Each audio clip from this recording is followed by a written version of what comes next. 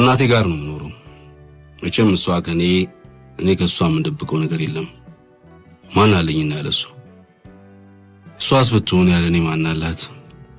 የዘንድሮ ግን አይጣል ነው። አንድ ጉድ ገጠመኝ ለእናት የማይወራ። ስለዚህ ለእናንተ ልነግራችሁ ነው። ወዲያውም እኮ እናንተን አላፍራችሁም። አደራ ብቻ እናቴ እንዳሰማ። ነገሩ መቼ እንደጀመረኝ እንኳን ጠርጥሬያለሁ። 1-2 ዓመት ሆኖታል። የሰሞኑ ባስቢ ነው። ድንገት ቁመቴ ሌሊቱን አድጎ ማደር፣ ድምጼ በጉንፋን ሰበብ ጎርንኖ ተመልሶ እንድድሮ አልሆን ማለት ሲጀምር ያኔ ነው። ምን ብቻ አረ ይቅርተውት ይቅር። አየኔ ነገር ካሁን ወሬ መደበቅ ጀመርኩ። ታዲያ ምን ላድርግ? ሁሉም አይወራው ነውብኝ እኮ ነው።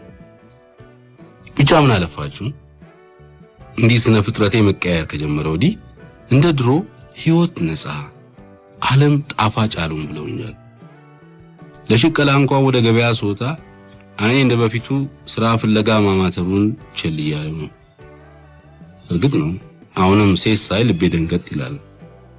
ይሁንም ሴት ስላችሁ እንደ ጥንቱ እግሯ ስር ትልቅ የዱቄት ከረጢት ወይም ዘንቢላ ኑራ ተሸካሚ ባይኗ የምትፈልግ የቤት እመቤት ሳትሆን እንግዲህ እነሱ ጋር ሂድ ማይለኝ እንደውም ትንሽ ልጅ ገርቢጤ ካልሆኑ ወይ ደግሞ ሴት ልጃቸውን ካላስከተሉ በቃ ቆመው ይውላታል እንጂ እግሬን ማናነስ። ይህ ነገሬን ወፍጮ አስፈጮ ፋንታውን እንኳን ታዝቦኛል። እንደውም በቅርቡ ጠርቶ አንተ አዳሙ ናት ባላገቡ እንዴ ወይስ ጨጓራን አስገልብጠ ነው ሰሞኑን እላድር ስትባል የምትቆራ አለኝ። አለልማዴ ተናደድኩ። አለልማዴ መልስ ሰጠሁት ለፋንታሁን። ታዲያ እንደ ድሮ ናት ትሉኛላችሁ? እንደ ድሮ ቢሆንማ ለፋንታሁን እንኳን ለምክር ለበስ ስድቡ ቀርቶ በኩርኩም ራሴን ሲነድለኝም ዝም ብዬ ነበር መሄድ። መቼም ሮጫ አመለጥኩ ሳይሆን ነፍሴን አተረፍኩ። እንዲያ ተናዶ እሱ እጅ ከምገባ በርበሬው ፍጮ ውስጥ ቢጨምሩኝ ወርደል እንዴ! ምን ማለታችሁ ነው? ፋንታውን ማለት እኮ 2 ኩንታል ገብስ ተሸክሞ ቆሞ ከሰው ጋር ወሬ የሚያወራ ትልቅ መኪና። ታዲያ ቆሜ መኪና ይግጭኝ? ከእግሩ ጀምሮ ወደ ላይ ቁመቱን በአይን አይቶ ለመጨረስ 2 ካላረፉ ይደክማል። ወዲያውም ፋንታውን እውነት አለው። እንደ ድሮ ለሽቀላ ስለማልሯሯጥ ከጨጓራዬ ሳልቀያየም አልቀረውም። ምን ከጨጓራዬ ጋር ብቻ ከማየም ጋር ማታ ሳንጨቃጨቅ አምሽተን አናውቅም። በተለይ ሰሞኑን ሸራል ገዛ ፍራንክ ባንክ ውስጥ ማጠራቀም ከጀመርኩ ወዲህ በቀን የምሰጣትን 2-3 ብር ቀርቶ አንዳንዴ ይባስ ብሎ እሷን ራሷን ለቁርስ ፍራንክ ጠይቃታል። ገርሟታል። አዳሙ ምን ነክቶሃል? ከኔ ነገር መደበቅ ጀምረሃል እንጂ እንደ ድሮ አይደለም ትለኛለች። አውስ ማን እንደ ድሮ አይደለም፣ ግን ምን ብዬ ልንገራት? እኔም ራሴ እኮ የሆንኩትን በትክክል አላውቅም። እድሜ ልኬን ጫማ የሚባል ነገር እግሬን ነክቶት አያውቅም። እንዲያውም እግሬን ጫማ ውስጥ ከትቼ በክር ባስረው ትንፋሽ የሚያጥረኝ ነው የሚመስለኝ። ታዲያ የዛሬ ወር ገደማ ትምህርት ቤት በረፍት ሰዓት ከሲሳይ ጋር ወደ ገርል ፍሬንዱ ሄድን። ሰናይት ትባላለች። 10ኛ ሲ ክፍል ናት። አምና አንድ ክላስ ነበር። እነሱ ሲያወሩ እኔ መስኮት አጠገብ ቆሜ ውጭውን ሳይ ነበር። ጭቅጭቅ ቢጤ ያነሱ መሰለኝ። ጆሮዬን ወደ እነሱ ጣል አደረኩ። እንዴ ጓደኛዬ እኮ ነው ይላታል። እባክህ 10ኛ ክፍል በባዶ እግሩ የሚማር ትለዋለች። አታምጣብ አይነሳው ነገር። ደነገጥኩ። ወይ ጉድ! 10ኛ ክፍል በባዶ እግሩ መማር ክልክል ኖሯል። ፈረንጅ ኦሎምፒክ ያስሮጠናል አንዳንዱ እዚህ። ያን ዕለት ማታ ወደ ቤት ስገባ ውሳኔ ለእናቴ ነገርኳት። ጫማ እንዲኖረኝ ያስፈልጋል አልኩ። ቀና ብላ አየችኝና ለምን አለች። አቀረቀርኩ። ምን ጥያቄ ነው? መቼስ ውስጡ ወፍ ላረባበት አይደለም። እግርህን ጠርሙስ ወጋ እንዴ አለችኝና ቀጠል አርጋ እኔ ደግሞ ለጠርሙሱስ ቢሆን ከዘንድሮ ፍራቢ ያንተ እግር ሳይሻል ይቀራል አለች። ዝም አልኩ። ግዛ ከፈለክ እኔ ግን 5 ሳንቲም የለኝ። ደግሞ እንደ እግርህ ሸራውንም ሳምንት ሳታጥበው ቀርተህ አብረን የምንኖር እንዳይመስልህ ወዲያ አውጥቼ ለድመት ነው የምሰጥልህ ብላ አስፈራራች። አልተሸነፍኩላትም። ሸራ አይደለም ገዛው አልኳት። እንደ ሲሳይ አይነት ጫማ ነው። ከትንሽ ፈገግታ ጋር ቀና ብላ አየችኝ። እሱ ነው ወይስ ሌላ በሚላይ አይኔን ሰበርኩ። ከበነጋው ጀምሬ ያቺን አዲስ የመጣች የድሃ አጥጋቤን ወዲያ አሽቀንጥሬትዬ ከረጢትና ዘንቢል ባየው ቁጥር እንደ ቀስት እየተወረወርኩ እንደ አህያ ተሸከምኩ። ፍራንኩ ጠርቅምቀም ይል ጀመር። ማታ ማታ ቤት ስገባ የቀን ሽቀላዬን ባንክ ውስጥ ጨምሬ በእጄ መዝነዋለሁ። አሃሃ ካበር ጀምሯል። ጠዋት ተነስቼ ያው ወደ ትምህርት ቤት ሄዳለሁ። መቼም የተማሪውን ቀርቶ ያስተማሪውን ነገር ሁሉ ማየት ጀምሬያለሁ። አለናንተ የጉር ነው። መንግስት ይህን ስራ አጡን ሁሉ ሰብስቦ ጫማ መጠገን እያሰለጠነ ቢያስመርቅ ስንቱ ሰርቶ አዳሪ ይሆን ነበር። አልፎ አልፎ እንደነ ሲሳይ አይነቱ የሀብታም ልጅ እግር ላይ ካልሆነ በስተቀር ድፍን ትምህርት ቤት ውስጥ ያልተጣፈ ጫማ ለአይን መድኃኒት ቢፈልግ አይገኝም። በየጫማ መሸጫ ሱቆች መዞር ጀምሬያለሁ። ቀን ትምህርት ቤት ያዩዋቸውን ጫማዎች የልጅነት መልክ በመስታወት ውስጥ አይና ልጅና ክፉ እያልኩ ገርማለሁ። ይህን ጫማ ነው የምገዛ፣ የለም ይሄኛው ነው እያልኩ አማርጣለሁ። ያለ ረፍት ስለምሸከምና ፓሲውንም እንደ ድሮ ስለማላዘወትር ደከም ማለት ጀምሬያለሁ። ፍራንክ በጣም ነው የምቆጥበው። እንደ ወትሮዬ ከእናቴ ጋር ሳወራ አላመሽም። ስለሚደክመኝ እንደገባው መኝታዬ ላይ እወጣለሁ። ወዲያው ጭልጥ ያለ የድካም እንቅልፍ ይወስደኛል። ጠዋት እናቴ በስንት ጭቅጭቅ ተቀሰቀሰኝና ወደ ትምህርት ቤት እሮጣለሁ። እሷም መጨነቅ አብዝታለች። ምን ነክቶብኝ ይሆን እንደምትላቅባታለሁ። አሁን ለቁርስ አልጠይቃት ነው የምትሰጠኝ። በመክሳት ይሆናል። ምን ያደርጋል ታዲያ መልሼ ባንክ ውስጥ ጀምሮ ከሲሳይ ጋር ወደ ገርልፍሬንዱ በረፍት ሰዓት መሄዱን ትቼዋለሁ። ምን ነካ ብሎ ያለ መጠን ተገረመ። እሱም ብቻዬን አልሄድም ብሎ 1-2 ቀን ቀረና በሶስተኛው ጠናበት መሰለኝ ሄደ። እኔም ቆይ ያችን ተራቢ በጫማዬ ላስተነግጥኩልህ እንደሆነ ብዬ በሆዴ ዛትኩ። የሲሳይ ጓደኛ ቆንጆ ናት። 10ኛ ክፍል እሷን የሚያክል ቆንጆ የለም ከስርጉት በስተቀር። ሲሳይ የሀብታም ልጅ በመሆኑና በንጽህና ይመስለኛል እሷን ማግኘቱ የተሳካለት። ነገሩ በመልክ ብቻ ቢሆን ኖሮ እንኳን እሷ ወላጅናቱም የሚጠሉት ነው የሚመስለኝ። የኔ እናት ያለ መጠን ቆንጆ ናት፣ ችግር ባይደቁሳት ኖሮ ሲሏት ሰማለሁ። እኔንም ቁርጥ እሷን ነው ይሉኛል። እውነቴን ነው፣ ቁራይ እንዳይመስላችሁ። እርግጥ ነው እኔም ችግር ይደቁሰኛል። ስለዚህ መልኬ ደናም ቢሆን ደህንነቱ ብዙም ጎልቶ አይታይም ማለት ነው።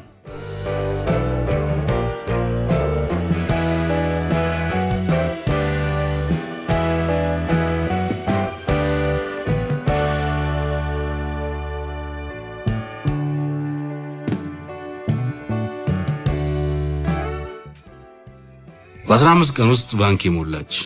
ፈነቀልኩና ፍራንኮቹና ብሮቹን አወጣው። ካልሰነፉ በዚህ ዓለም ማይቻል ነገር የለም ብዬ ተገረሙ። እስካሁን የሁሉ ገንዘብ አለኝ ብዬ ባወራ ማን ያምነኛል? በነጋታው ቅዳሜ ስለነበር ገበያ ወጣው። እንዴ ጎበዝ፣ ለኔ ብቻ ነው ወይስ ለሁሉም ይሆን? ጫማ ሊገዛ ሲኬድ ፋሲካ የሚመስለው ፋሲካ መሰለኝ። ደስ ብሎኛል። በቀጥታ ሄጄ ሲሳይን ነጭ ጫማ ያየሁበት ሱቅ ገባሁ። ዋጋውን ጠየቅኩ። ሻጩ እንኳን ሊነግረኝ አልፈለገም ነበር። ትህትናው አሸንፎት ይመስለኛል የነገረኝ። ብቻ ትህትናው ይሸነፍና ባይነግረኝ ይሻለኝ ነበር። ደንዝዤ ከሱቁ እንደወጣው ደንዝዤ ቤት ደረስኩ። እንዴት እዚያው ሱቅ ውስጥ ነስር እንዳልነሰረኝ እስከዛሬ ገርመኛል። ቤት ደርስ ማየን አገኘኋት። ምን ነው ዛሬ ስራ የለም እንዴ አለችኝ። መልስ የለም። በኋላ ፊቴን አተኩራ አስተዋለችና ምንድነው አንተ ምን ሆነሃል እያለች ተነስታ ወደ እኔ መጣች። ደንግጣለች። ምንም አልሆንኩ። ያንን የሰሞኑን እሱ ነው ሌላ አስተያየቷን አየችኝ። እንዴት ምንም አልሆንኩም? ምን አይነት ክፍት አፍ ልጅ ይሆንክ ነው አንተ? ልትናደር ጀመረች። ደሞ ምንም አልሆንኩም ይለኛል እንዴ? እንዲህ ከኋላው 7 ጅብ እንደተከተለው አያ አመዱ ቡን ብሎ ቤት እየገባ እንዴቷ ሳይገል ቶሎ ብዬ ጫማ አልገዛ እጄን አልኩ። ታዲያ ምንድነው ፍራንኮን ቢወስዱብህ አለችኝ። ገንዘቡን የወሰዱብኝ መስሏት። ፍራንኩም አለ እሳ ነገርኳት። እየተንከባለለች ትስቅ ጀመር።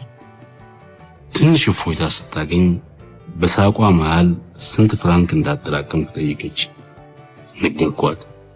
እንዳፈርኩኝ አይታ ሳቋን ለማቆም ብትሞክርም አልቻለችም።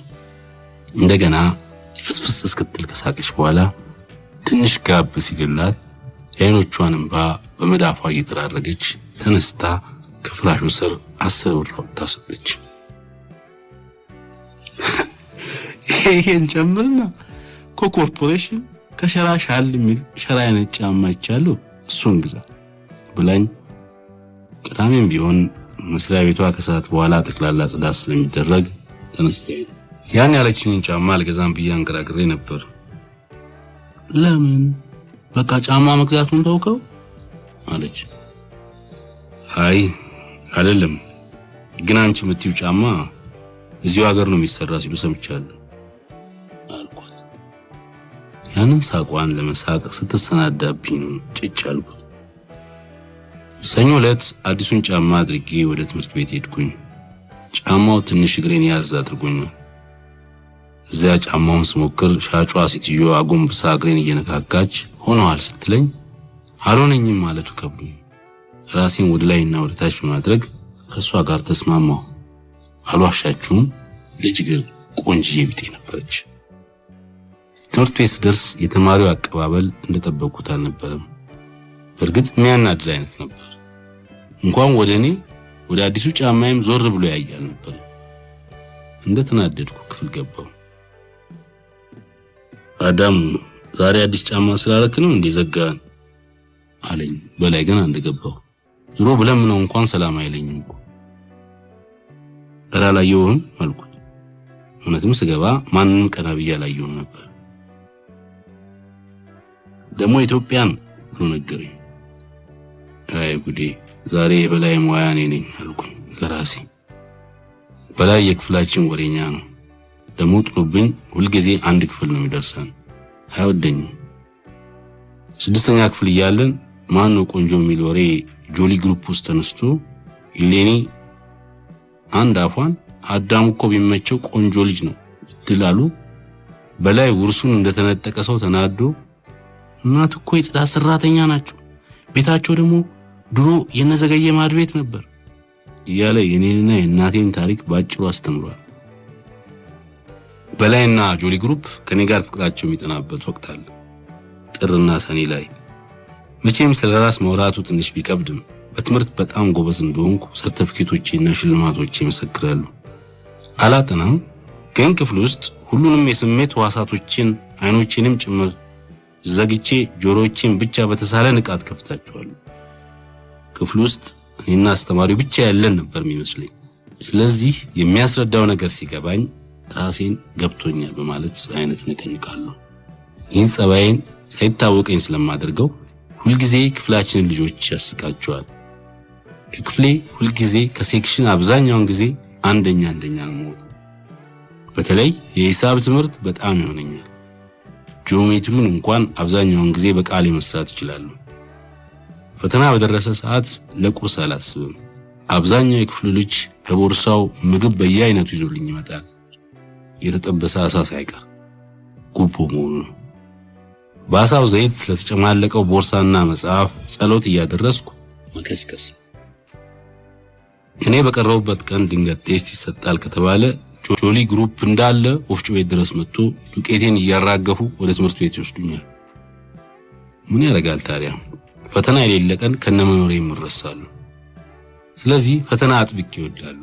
ለተወሰኑ ቀናቶች ወይም ሰዓቶች የክፍላችን አንደኛ ተፈላጊ ተማሪ የመሆንን እድል ስለሚሰጠኝ ዛሬም በላይ አናዱኝ። በሆድ ይዛትኩበት። ቆይ ሰኔት ድረስ አንተ ቅልራስ። ትንሽ ቆይቶ ሲሳይ መጣና ከበላይ ገላገለኝ። ቆንጆ ጫማ ሸምተሽለ እንዴ አለ። ከልቡ ስለነበር በጣም ደስ አለኝ። ዛሬ በረፍት አብሬ እሄዳለሁ አልኩት። ወንድ እንዲያውም ከሰዓት ስንለቀቅ ከሷ ጋር ሻይ ስለምንጠጣ አብረን እንውላለን አለኝ። ከሰዓት ትንሽ ሸካክላለሁ ብዬ ስላሰብኩ እምቢ ልለው ነበር። የማየን 10 ብር መክፈል አለብኝ ብዬ ወስኛለሁ። ነገር ግን አዲሱን ጫማዬን ለማሳየት እድል ስለማገኝ ወዲያውም ስርጉት የሰናይት ጓደኛ አብራት ኖር ይሆናል ብዬ እሺ አልኩት። እዚህ ላይ ስለ ስርጉት ትንሽ ማውራት አለብኝ። ከልቧ ቆንጆ ናት። ለኔ እንኳን እስኪታወቀኝ ድረስ ስለ ገንዘብ፣ ስለ ጫማ፣ ስለ ልብስ ብዙ አልጨነቅም። እሷ ብቻ ስል ግን ብዙ ብር ቢኖረኝ እያልኩ አጥብቄ እመኛለሁ። ፈገግ ስትል ጥርሷን ካየሁ ወይም ስትናገር ድምጿን ከሰማሁ ለብዙ ተከታታይ ቀናት ደስ ይለኛል።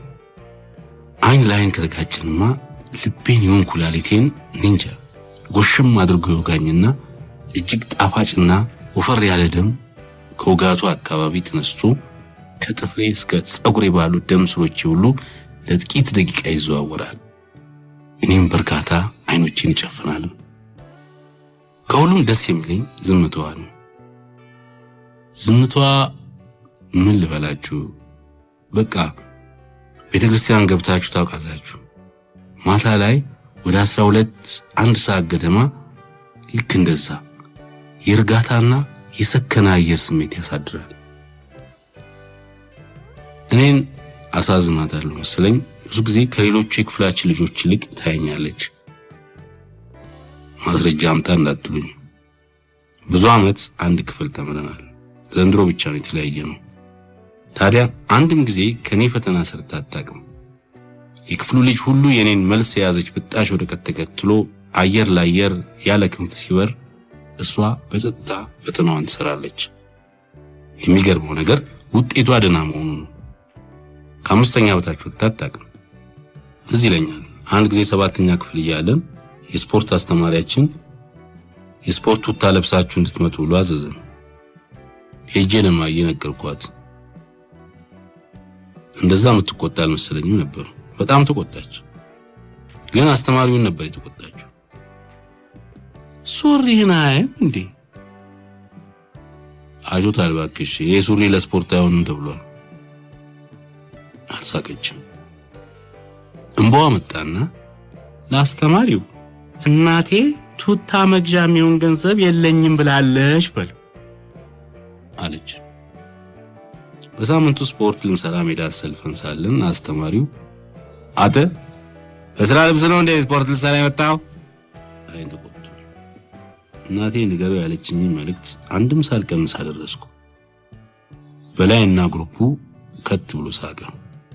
ሳላስበው አይኔ ወደ ስርጉት ተወረወረ። ልክ እንደ እናቴ ተናዳ አይኗ እንባ ቀርፎ ነበር። ሁል ጊዜ ወይ አስተማሪ ሲገርፈኝ ወይ ደግሞ ሴቶች አንገቴ ዙሪያ የበርበሬ ዱቄት አይተው የውሸት እያስነጠሱ ሲስቁብኝ ዝምታዋ በዝምታ ይግላል። የክፍላችን ተማሪዎች ይሄን ልብ ሳይሉ የሚቀሩ አይመስለኝም።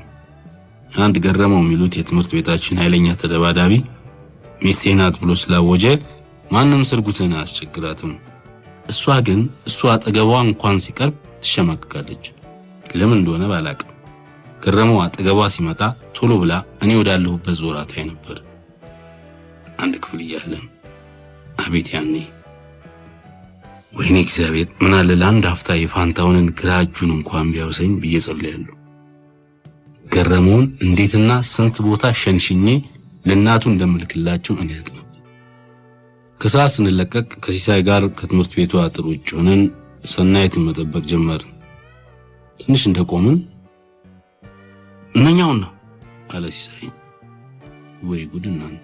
ልቤ ልክ ባለ 2 ብር ከ50 ሸክም እንደተሸከምኩ አይነት ይመታ ጀመር። ትንፋሽ መቆራረጥ ጀምሯል። ለምን እንደሆነ ገምታችኋል መቼም። ስርጉት አብራለች። ያቺ መናጢ የሲሳይ ሚስት ገና ከሩቅ ስታየኝ ደስ አላላትም። አንገቷን አቀርቅራ ወደኛ ስትራመድ ለጫማ ያላትን ጽኑ ተቃውሞ በዝምታ የምትገልጽ ትመስላለች። ሁለቱም ሴቶች ከሲሳይ ጋር ጉንጭ ለጉንጭ ተሳሳሙ። ሰናይት እየቀፈፋት እጇን በሩቁ ልካ ጨበጠችኝ። ስርጉት ግን እጄን ጨብጣ ይዛ አንገቷን ወደኔ መግፋት ስትጀምር እግሬ ቄጤማ ሊሆን ጀመረ። ምን እየተደረገ መሆኑን እንኳን በደንብ ሳላቅ ጉንጯን ከጉንጬ ጋር 3 ያነካክታ ተመለሰች። ይህ ለኔ ምን ያህል ማለት እንደሆነ ማንንም ሊገምት አይችልም። በንጹህ ቸርነቷ ልቤ ተነካ። ጎበዝ እቺ ልጅ ምንድን ነው የምትሸጠው? እኔ አላቅም። ራይ ሊቀ መላኩ ያለ ሁለንተናዬ አፍንጫ ብቻ ሆነ። ሻይን ጠጣ ተባባሉና መንገድ ጀመርን። ና እንጂ ከኛ ጋር ቢሉኝም ምን እንደሆነ ማላቀው ነገር ከነሱ አንድ እርምጃ ወደ ኋላ ያስቀረኛል። እከተላቸዋለሁ። አንድ ኬክ ቤት በራፍ ስንደርስ ሲሳይ እዚህ እንግባ አለና ሴቶቹን አስቀደማቸው። እኔ እዚህ ነው መጠብቃችሁ አልኩት። ሴቶቹ ሲገቡ እሱን ጃኬቱን ይዤ ወደ ኋላ አስቀረውትና የት አለኝ ግር ብሎት። እዚህ አካባቢ ተጠብቃችኋለሁ። አያት አደረገኝና አንዴ ከደረብኩ እንደማልመለስ ስለሚያውቅ ስቶኝ ገባ። ተከፍቶ ነበር። ግን አንድ እንግዳ የሆነ ስሜት ከነሱ ጋር አብሬ መግባት ብችልም መግባት እንደማይገባኝ እየነገረኝ ስለነበረ ልገባ አልፈለኩም። በገባም ሻውን ስጠጣ አፌን እስተዋለሁ ብዬ ፈራሁ። ትንሽ ዞር እያልኩ ልጠብቃቸው ብዬ ወደ መንገዱ ገባሁ። ለምንድነው ግን እኔና እማዬ ድሃ ነው አልኩና አሰብኩ። ሀብታም ሆነን ብዙ ፍራንክ ቢኖረን ኖሮ ለሰው ሁሉ ሰጥና ይወደኝ ነበር። ሰው ደግሞ ባልሰጠውም ፍራንክ ስላለኝ ብቻ ይወደኝ ነበር። እንዴ ሲደክመኝ ሸክመን ቢብዬ ሁሉ ትንሽ ማረፍ ይችላል ነበር። ከሁሉም በላይ አሁን ከስርጉት ጋር አብሬ ለመግባት አልፈራም ነበር። የሚያቃጥል እንባ አይኔ ላይ መጥቶ ስለከለከለኝ ብዥ አለብኝ። ምን መሆኔ ነው? ምን ነካኝ? ላለቅስ ነው እንዴ አልኩኝ። ደሃና ኃይለኛ ሰፈር መሃል ስላደኩ እልህ እንጂ እንባላቅ። ከጀርባዬ የሆነ ሰው ነካኝ። ቆምኩ፣ ዞር አልኩ። ስርጉት ነበረች። በመጨረሻ ትንሽ ግን ለስላሳና ጣፋጭ ድምፅ ለምን አልገባም አልክ አለች። ለመናገር በሞክርም የተቆራረጠ ትንፋሽ እንጂ ድምፅ አልወጣለኝ። መልሴን ስጠብቅ ፊቷ በየሰከንዱ ይበልጥ ሲቀላ አየው ነበር። ዝም ብሎ አጠገቧ የመሆን ሳልነካት እንዲሁ ያለማቋረጥ አጠገቧ የመሆን ኃይለኛና የሚያም ፍላጎት አደረብኝ። ያንተ ያለ እንዴት ነው የምታምረው! እንዲሁ አተኮሬ ሳያት ትንፋሽ ያጥረኝ ጀመር። የተፈጠረን እንደሷ ፊትና ጸጉር ንጹህ ነገር አለማየታችንን ከገዛ ህሊናዬ ጋር ተነጋግረን ተማመንን። በመጨረሻ አይ ዝም ብዬ ነው አልኳት። በቃ እኔም ወደ ቤት ልሄድ ነው ቻው አለችኝና መንገድ ጀመረች። ከዚያም ድንገት ዞር ብላ እዛ ቤተ ክርስቲያን አብረን እንሂድ ብዙ አላቆየም አለችኝ። ሳልመልስላት አብሬያት በዝምታ መጓዝ ጀመርኩ። ድንገት እህት የለችም እንዴ አለችኝ። ለምን ይህን ጥያቄ እንደጠየቀችኝ እስከዛሬ አልገባኝ። የለችኝ። ወንድምስ ነበር መሰለኝ፣ ግን እናቴ እኔ ሳልወለድ መሞቱን ነግራኛለች አልኩ። አልኳት አይኖቿን ባቀረሩ። ሳታስበው ለምንድን ነው የምታዝኝልኝ?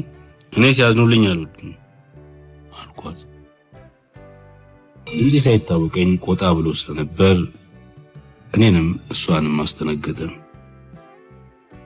በቃሽ አለች እንደደነገጠች። በቃሽ ሁለተኛ አላዝንልህም። ዝም ተባብለን መንገዳችንን ቀጠልን። እማወራላት ነገር አጣው። ብዙ ስለማንቀራረብ ይሆን ግን እኔና እሷ እንዴት ብዙ ልንቀራረብ እንችላለን? የት ጋር? ምንስ እየጋበዝኳት? በምንስ ነው ጋብዛት?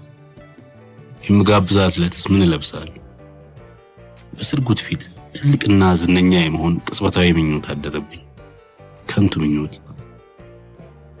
ምንም አይነት መድን የማላገኝለት ጥልቅ የሆነ የአቅመ ቢስነት ስሜት ተሰማኝ። አብሬያት ከጎኗ እየሄድኩ ተራብኳት። መቼም ቢሆን እሷን ላገኝ እንደማልችል አውቀዋለሁ። ይህንን ማወቅ አቅመ ቢስነትን መረዳት እንዴት ያማል መሰላችሁ? ያው ያማል እኮ። ምንድነው የምታስበው? ምን አይነት ጥያቄ ነው? ስለሷ ነው ማስበው እንደሁል ጊዜው። በእናትህ አትፍራኝ መባላት እኮ ትቻለሁ ብላ ለመቀለድ ሞከረች። በትንሿ ቀልዷ ፈገግ አልኩላት።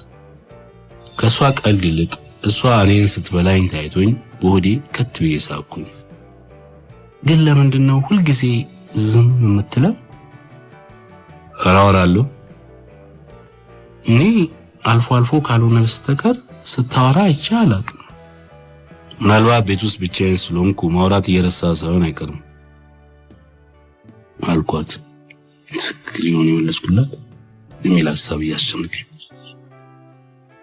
እንዴት ቤት ውስጥ ብቻህን ነህ? ያው እናቴ ብቻ ናት፣ ሌላ ሰው የለም። በቃ ሌላ ማንም የለም? ድመትም የለም አልኩኝ ሳቅ ብዬ። ደስ ሲል። በእርግጥ ደስ ይላል። ከእሷ ጋር ተስማማሁ። አየሽ ጸጥታ አስፈልግ እኔ ዝም ካልኩ ይበቃል። እውነቴን ነበር። ውይ አለችው። እኔ ጸጥታ ከፈለኩ ቤተክርስቲያን መሄድ አለብኝ። ቤተክርስቲያን ስትል ወደ ቤተክርስቲያን እየሄድ እንደሆነ ትዝ አለኝና ቤተክርስቲያን ትወጃለሽ መሰለኝ። አዎ እናቴ ሁል ጊዜ እኔን ከሷ ጋር ይዛኝ ስለምትሄድ ነው። አንተ አትወድም እንዴ? መቼም ክርስቲያን ነህ? አዎ አባቴ ክርስቲያን ነበር፣ እናቴም ናት። እኔ ግን ቄሶች ስለማልወድ ቤተክርስቲያን አልሄድም። ቄሶች ለምን አትወድም? ፈገግ እንዳለች ነበር። ለመልስላት ስዘጋጅ የሆነ ነገር አየሁና ምላሴ እንደ ሬሳ ለጥ ብሎ አፌ ውስጥ ተኛብኝ።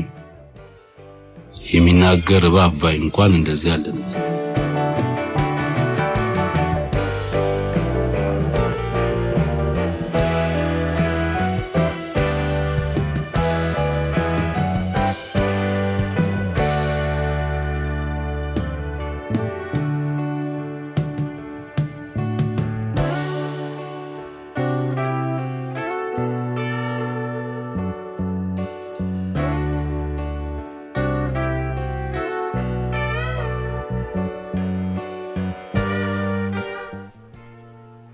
ገረመውና ግሩፕ ከፊት ለፊታችን ወደኛ አቅጣጫ እየመጡ ነበር።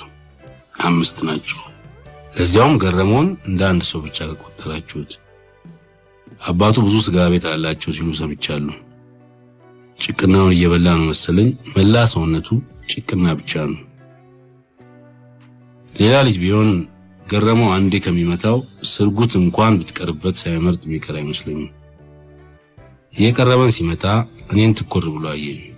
እኔን ሰበርኩ። እሷ ከሌላ ሰው ጋር በመሄዷ ሳይሆን ሰውየው እኔ በመሆኔ ጥልቅ የሆነ የመደፈር ስሜት ያደረበት ይመስላል። የግድግዳ ተዋን እንደሚያይ አይነት በመጽሔፍ ንቀት ነበር የሚያይ። አሁን ቆመናል። ፈራሁት። አንተ ኮሊ አለኝ ረጋ ባለ ድምፅ። ድምፁ የስድብ ሳይሆን የሚያስታውስ ነበር። ከስድብ በላይ ነበር። ዝም አልኩ። ስርጉትን ዞር ብዬ አየኋት። ያው እንደተለመደው አይኗ ባቀሯል። ፊቷ ንጹህ ነበር። ወፍርሷ ቦታውና አካባቢው ጭቅጭቅ ለመፍጠር አመቺ ስላልነበር ነው መሰለኝ ለጥቂት ሰከንዶች እንደገና ተኩሮ አየኝና ክፉ ሳቅ እየሳቀ አልፎን ሄደ። ጓደኞቹም አንተን ያርገን የሚል አይነት ሳቅ እየሳቁ ተከተሉት። ሁኔታቸው ሁሉ ቀሽም የህንድ ፊልም አይነት ነበር። በደመ ነፍስ መራመድ ጀመርኩ። ከሰው ጋር መጣላት አሁን በፍጹም አልወድም። የጅል ስራ ነው ይመስለኝ። ስርጉት የሷ ባልሆነ ድምፅ ልትናገር ጀመረች። ቶሎ አልኩና አቋረጥኳት። እባክሽ አትዘኝልኝ፣ እባክሽን ብዬለም ዛሬ ቀኑ ሙሉ ሳፍሯልኩ። ስሸከም ብውል እንኳን ልቤ እንዲፈጥኖ ይመጣ ነበር። ካጠገቧ የመራቅ ፍላጎት አደረብኝ። ስንት ዓመት ከሩቅ ሳስባት ነፍሴን ታለመልመው ነበር። ግማሽ ሰዓት ለማይሞላ ጊዜ አጠገቧ ብሆን መንፈሴ በሰበብ አስባቡ ተዘቃየ። የኔ ያልሆነን ነገር፣ የኔ ሊሆን የማይችልን ነገር መፈለግ እንዴት መንፈስን እንደሚሰብር አወቅኩት። ኧረ ምን መንፈስን ብቻ አጥንቴንም ሳይሰብርልኝ ነገር ገረመው። አይን ውስጥ ምን እንደተደገሰልኝ አይቻል። ሰፈሬ ጋር ሳልደርስ የኔ ሰፈር በዚህ መንገድ ነው የሚወስድ አልኳት። በዝምታ አየች። እጄን ዘረጋሁላት። ጨበጠችው። ምን ብፈጥር ምን ተአምር ብሰራ እኔ ላደርጋት እንደምችል አላውቅም። የኔ እሷን መውደድ መጥፎና የማይጥም ቀልድ እንደሆነ ልቤ አመነ። ተለያየ። አመሻሸውና ወደ ሰፈር አመራሁ።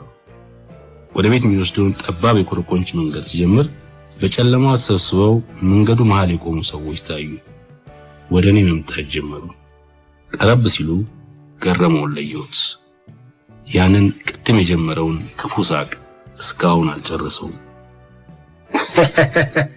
እሺ አለ በረጅሙ እየተነፈሰ። ቆሙ። ለምን እንደሆነ አላውቅም፣ ድንገት ኃይለኛ የሆነ የመዛል ስሜት ወረረኝ።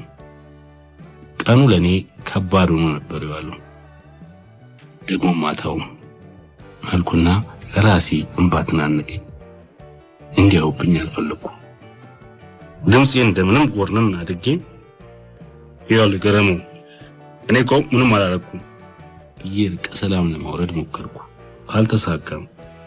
ሳላስበው አንዱ ከኋላዬ ዞሮ ጀርባዬን ረገጠኝ። ተንገዳገድኩና ቆምኩ። ገረመውን ተጸየፍኩት። ሰውነቴ ውስጥ ያለው ኃይል ሁሉ ተሰብስቦ የተጨበጠ ቀኝ እጅ መዳፍ ላይ ተጠራቀመ። ሰነዘርኩት። ኧረ ጎበዝ፣ አንድ ነገር ልንገራችሁ፣ ሰውን በአካሉ ብዛት አትፍሩት። እንዴ ምን ማለታችሁ? ገረመው ጭቅናን እኮ ጣልኩት። እውነቴን ነው። እጄ ላይ የላባ ያህል እንኳን አልከበደም። የተቀሩት ከበቡ። ከበባው ማወላዳ አይነት ስለነበር ለመሮጥ አሰብኩ። ግን ለኃይለኛ አጋዥ አይጠፋም እንደሚባለው ግማሽ ጎኑን መሬት የቀበረ ድንጋይ አደናቀፈኝና ሙሉ ለሙሉ መሬት ላይ በደረቴ ተዘረርኩ። ስወድቅ ኮረኮንቹ ጎርቶኛል። ይመቱኝ ጀመር። ብዙ ከመቱኝ በኋላ ሊሄዱ ሲሉ ከመካከላቸው አንዱ ክፉ ጭንቅላቴ ላይ አጥብቆ ረገጠኝ። በስንብት አይነት ቀለሙን አፈሰስኩለት ይላችሁ ጓደኞቹ ይሳቅ። አብረው ሲስቁ ከሩቅ አይነት ይሰማኛል። እርግጫው የቀለሙን ሳይሆን የእንቅልፍ ሳቅን የሚሰበርልኝ መሰለኝ። በአፍታ ጥልቅና ከባድ የሆነ ጥቁር እንቅልፍ ወሰደኝ።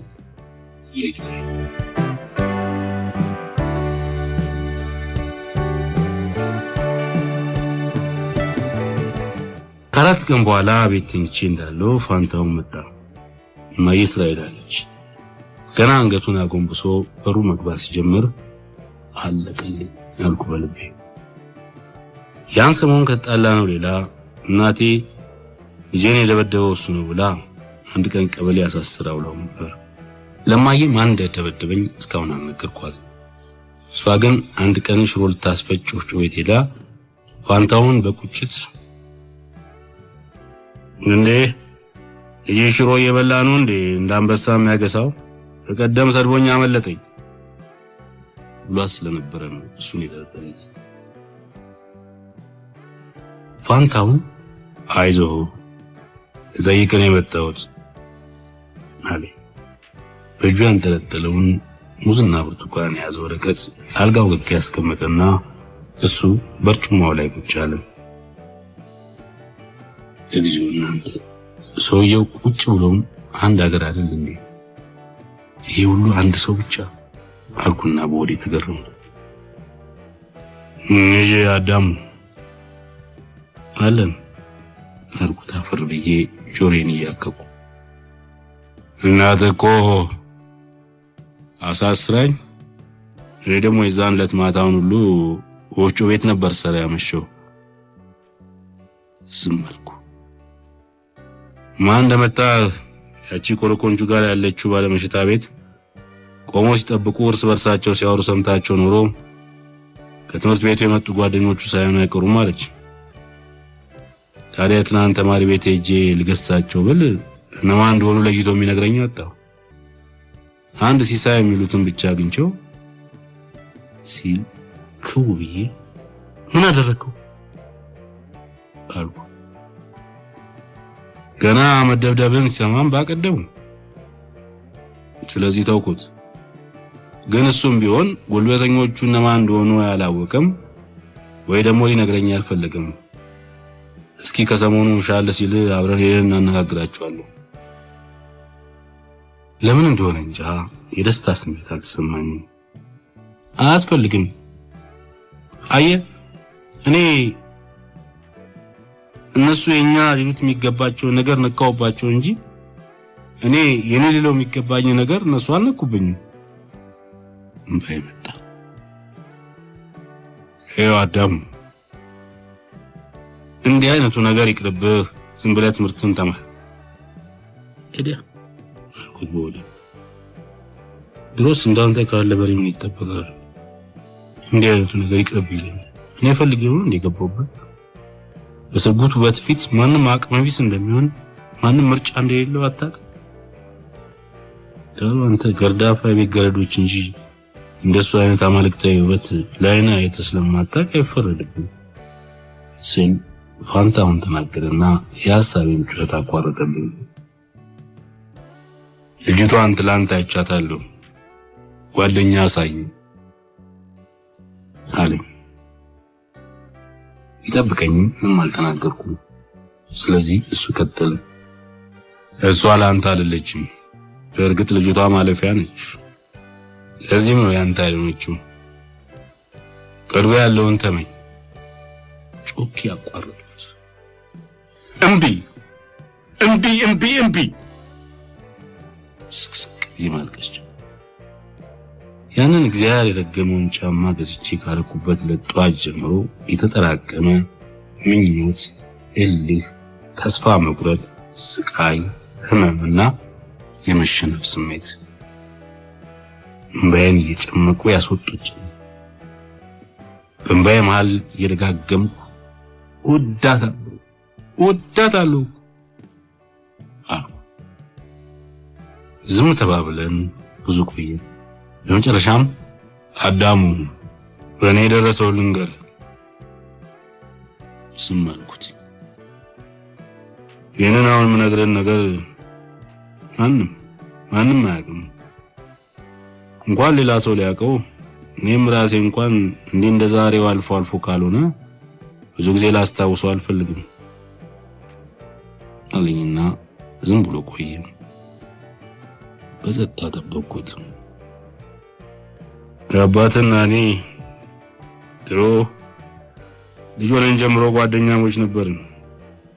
ታዲያ ሁለታችንም እናትህን ከልክ በላይ እንወዳት ነበር። ሶስታችንም አብሮ አደጎች ነበር። ልቅሶውን አቁሜ እና ከብዬ በሆዴ ተሳደብኩና ካልጋው ላይ ቀና አልኩኝ። እንዴ ደፍረ ይሄ ወፍጮ ላሽኩሊ የኔና ደግሞ የአባቴ ጓደኛ። አባቴ እኮ ምንም ዘበኛ ቢሆን ያው የመንግስት ሰራተኛ ማለት አልነበርም። ታዲያ እናትህ አባትን ወደደችና ተጋቡ። እኔም ልክ ዛሬ አንተ እንዳደረከው ተንሰቅስቄ ያለቀስኩ። ፍጹም ከልቤ ልትወጣልኝ አልቻለች። ቤት ተከራይተው ወደዚህ ሰፈር ሲመጡ እኔም እሷ አጠገቦም ብዬ እዚህ ወፍጮ ቤት ተቀጠርኩ። እናትህ ቆንጆ ነበረች፣ በእውነት ከልቧ ቆንጆ ነበረች። ዝም አለና አይኑን አተኩሮ በግድግዳው አልፎ ያጀመረ። ከሷ ሌላ ሴት የለም አልኩና ቁጭ አልኩ። እድሜም ይኸው ባከነ። እውነትም ከእናትህ ሌላ ሴት የለም። ድህነት ክፉ እንኳን እንደመቤትነት የሚያምርባት ልዩ ሴት ናት። እና አንተም እንደኔ እንዳትሆን ብሎኝ ለጥቂት ደቂቃዎች ዝም ብሎ ተቀምጦ ቆየና ተነሳ። ለምን አትቆይም አልኩት። ከልቤ አልነበር። ድንገት ልክ እኔ ስርጉትን ሳይ እንደምደነግጠው ደነገጠና እንዴ እናት ብትመጣብኝ ሶሆ በሌድኩል ወዳጄ ወፍጮ ቤት ብቅ በል አምባሻ ገዛልሃለሁ ብሎኝ ልክ ሲወጣ ሳቂ መጣብኝ። እንዴ ጉድ ፋንታውን ትልቁ እኮ ተሽቆረመ እያልኩ በጣም ሳቁ። ሳቄን ስጨርስ ግን ህሊናዬ ይሄ ሰውዬ የልጅነት ፍቅሩን በታላቅ ትግስትና በጸጥታ ተሸክሞ እስከ ጎልማሳነቱ የዘለቀ ክቡር ጭንቅላት እንደያዘ አስታወሰ እና ፋንታውን አቀበልኩት። ከሳምንት በኋላ ትንሽ ጠንከር ስላልኩ ትምህርት ቤት ሄድኩኝ። ገረመውን በሩቁ አየሁት። እንዴ ደህና አድርጌ ወድውጭ የለን። የፊቱ ቁስል አሁንም ትኩስ ይመስላል። በአንድ ቡጢ እንዴ ተሸራረፈ በደግሞ ኖሮ ማብቂያው ነበር እያልኩ ጉራዬን በሆዴ ውስጥ ነሰመስኩት። ክፍል ገብቼ ቁጭ አልኩኝ። አስተማሪ ገና አልገባም። ሲሳይ መጥቶ አጠገቤ ተቀመጠ። አዳም አሁን የትምህርት ቤታችን ተደባዳቢ አንተ ነህ አሉ። ገረመው ስለወቃ አለና ወደ ጆሮዬ ተጠግቶ በቀስታ ነገረኝ። አልመለስኩለትም። በረፍት ሰዓት ሲሳይ ሚስት ጋር ሄድን። ስርጉት አልነበረችም። ወደ ክፍል ስንመለስ ሲሳይ ከኪሱ የተጣጣፈ ወረቀት አውጥቶ ሰናይት ናት ስጠው ላይ ሰጠችኝ። ስርጉት ናት መሰለኝ ላከችልህ አለና ሰጠኝ። ተቀብየው ጊዜ ቀጠጥኩት። ከትምህርት ቤት ስንወጣ ወደ ቤት ሄድን። ሰፈር ልደርስ ስል ነስሩ ፓስት ቤት ገባውና አንድ ሻይ አዝዤ ቁጭ አልኩ። ደብዳቤውን ከኪሴ አውጥቼ ከፈትኩት። አጭር ቢጤ ነበር። አዳሙ መደብደብህን ሰምቼ አዘንኩ ብሎ ይጀምራል። የኔ ተንፈራፍረሽ አልቅሰሻል። ወደሽኝ ባይሆን እንኳን ደሃ ተጠቃ ብለሽ አልኩና ንባቤን ቀጠልኩ። የታሪክ አስተማሪያችን ድሮ ሰው ሁሉ ጫካ ይኖር ነበር እንዳውሬ። ታዲያ እኔ የጎሳው መሪ የሚሆን ጎሽ በዱላና በባዶ እጁ የገደለ ጎበዝ ነበር ያሉት ትዝ ይለኛል። አሁን ታዲያ የማይረባ ሰው ልጅ ጀግና የሆነበት ጊዜ ነው። ምን ነበር እንደ ድሮ ሰው ሁሉ ራቁቱን ጫካ ውስጥ ቢኖር ቢሆን ኖሮ እንዴት ጥሩ ነበር። ጎበዙ ይለይ ነበር። አባቴን ውጭ ሀገር ላከኝ ብዬ ወድኩኝ። እስካሁን ሂጂ ሲለኝ እምቢ ብዬው አሁን ድንገት ነገ ካልሄድኩ ስለው ገርሞታል።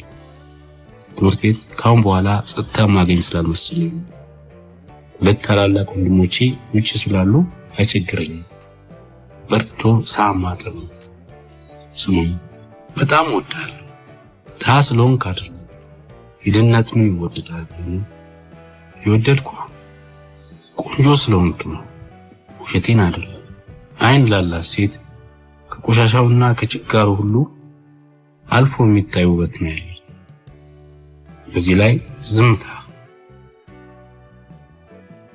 ዓለም ሁሉ ለፍላፊ ሆኖ ዝምተኛ ሰው ማግኘት እንዴት ያስደስት መሰለ። ግን አልሆነም። ስናረጅ እንገናኛለን አንድ ቀን። አትርሳኝ እሺ አዳምዬ። ትምህርትን እስከ መጨረሻው ተማር። በእናትህ በሱ ነው ሁሉንም የምታሸንፈው። እመኔ ትልቅ ሰው ብቻ ሳይሆን ታላቅ ሰው ትሆናለህ አንድ ቀን። እሺ መጨረሻ ላይ አንድ ነገር ልንገርና ልሰናበትህ። በማላቃት ሚስትህ እስክሞት ድረስ ቀናለሁ። ደህና ሁንልኝ። ቀና ስል ሻዩን ቦዮ አምጥቶ አስቀምጦልኝ ኖሮ ቀዝቅዞ አገኘሁት።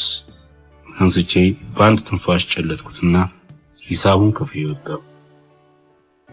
ማታ ቤት ስገባ እማዬ እንደ ልማዷ ብቻዋን ቡና ፍልታ እየጠጣች ነበር። ሄጄ በርጩማው ላይ ተቀመጥኩ።